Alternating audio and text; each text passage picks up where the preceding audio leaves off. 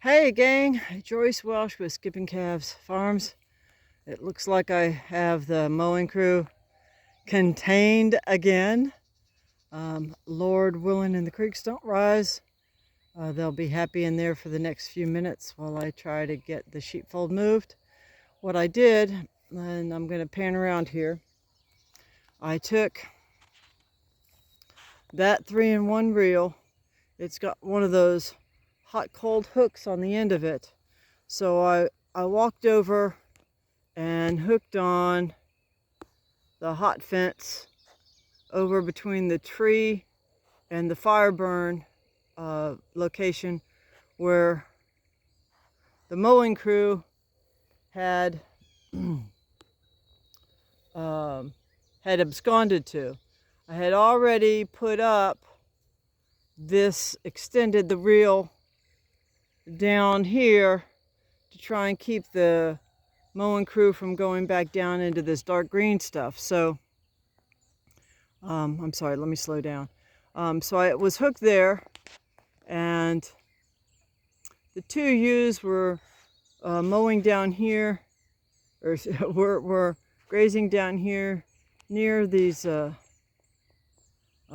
orange bushes. So I walked over with the reel in this direction and corralled the lamb to go back with the other ewes, and then I moved the hook from up there by the oak tree to down here by the orange, and used it and moved it when they tried to challenge it, and moved to the inside of it, and then was able to basically kind of duplicate the fence line that's between where I'm standing and the perimeter fence, which is where the previous fence line was right here.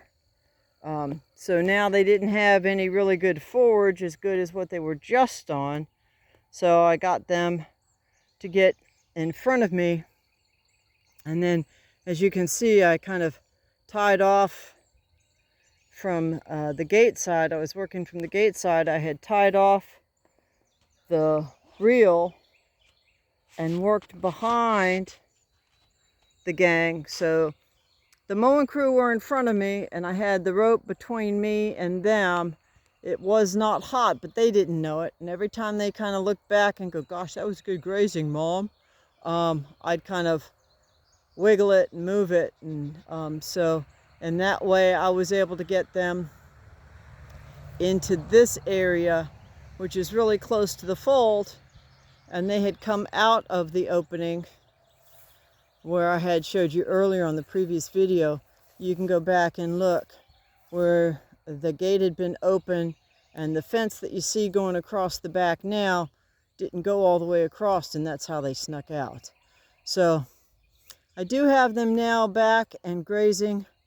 They weren't real happy with me, and so I decided to go ahead and move the lick tub into the small paddock where they're at.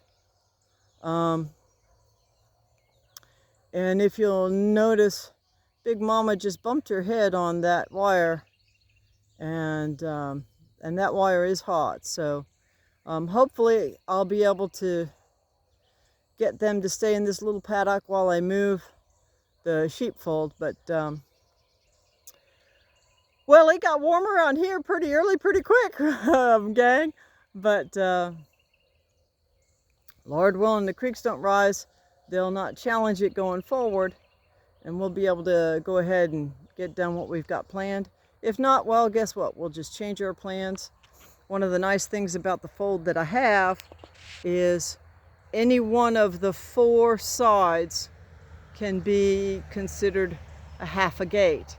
And so I really didn't want to do it that way, with giving them access to the gate that's on that side, because that's where that tarp is set up. So I was hoping to just be able to move the sheepfold down one width and then give them access to it that way.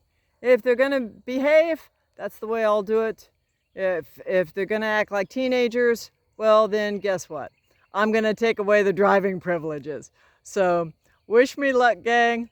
Blessings for the day, and whatever you do, keep chasing the dream.